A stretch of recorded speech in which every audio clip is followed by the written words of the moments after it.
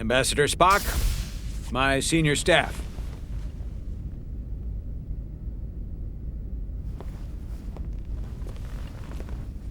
It's not every day that a captain gets to welcome a Starfleet legend aboard. You flatter me, Captain Solano. But legend implies the past tense, whereas I am very much focused on our present circumstances. I didn't mean to suggest you were stuck in the past.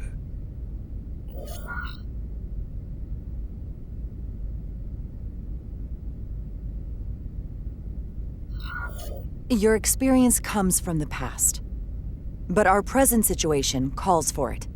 True enough. We were hoping you could fill us in on the details. We got the basics from Starfleet. 2 formerly peaceful neighbors are now on the brink of war. Indeed, and the tension between them grows fiercer by the hour.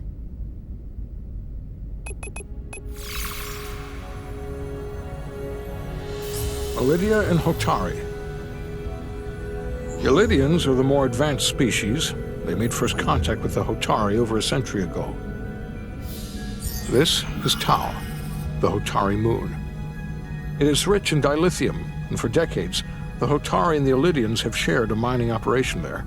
The Elydians provide the technological resources, while the Hotari have served as the labor force. The stability of that arrangement was the source of their peace, until recently. The Hotari have suddenly and forcefully seized control of the mining operations and expelled the Elydians from their system. That is the official story, as told by the Hotari when they requested Federation mediation. But the details remain scant. Communications between all parties have been limited by the ionic interference. What are the Hotari defensive capabilities? Do they stand a chance to hold on to the mines now that they've taken them? It is unlikely the relatively primitive Hotari forces would prevail against the Elydian fleet in open war. But it would have been equally unlikely to predict they could take possession of the mines until they did just that, which leaves many unanswered questions. Left unchecked, this conflict will result in more bloodshed, which is what we are here to prevent. And the dilithium trade hangs in the balance. Clearly, the Hotari have been exploited in this relationship. Maybe we can persuade them peace is the more profitable alternative for everyone. They both profited from the mines. And for the Hotari, something is better than nothing. Peace is our objective, after all.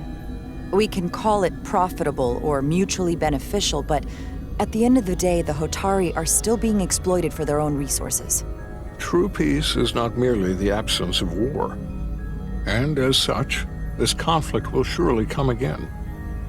Neither the Elydians or the Hotari are members of the Federation, so we can't make them do anything. There is an additional complicating factor I should mention.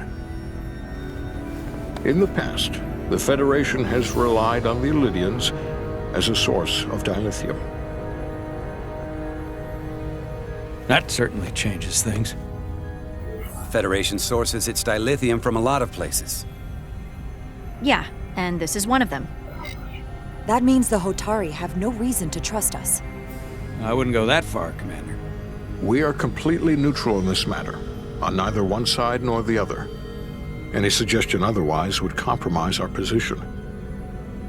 Given the Federation's involvement in the Elydium dilithium trade, Captain Solano and I must make every effort to appear neutral in these negotiations.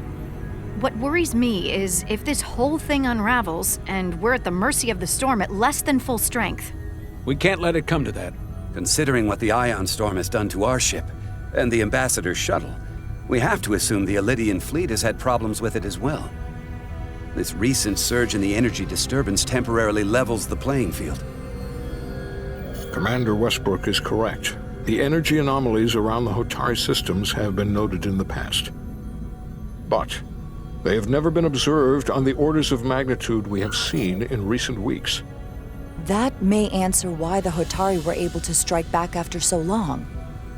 They finally had an opportunity, and they took it. That would also explain the Elydians' restraint. and reason to learn as much about the energy anomaly as we can while we are here. We do not want to be caught at a disadvantage of our own. So I trust we understand our circumstances. We're operating on a strict timetable here, and we're going to be leaving for the negotiations shortly. Commander Westbrook, I want you to leverage our systems to investigate the anomaly from here while we're gone. Aye, Captain. Thank you all. Dismissed. I want to speak to both of you privately.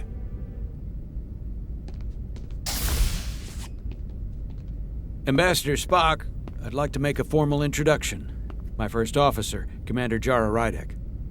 Commander, as you are aware, there are limits to what Captain Solano and I can do in our official capacity as representatives of the Federation. But someone in an unofficial capacity, your first officer, for example, would not be bound by those restrictions.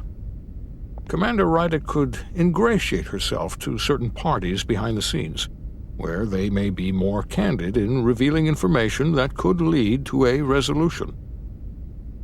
She certainly goes her own way. Maybe that helps in this case. It would be unconventional, but I'm not opposed to it. With all due respect, Ambassador, I'm not a trained diplomat. That's exactly what we're going to leverage. I began my time in Starfleet as a science officer, not as an ambassador. We must be adaptable in the line of duty.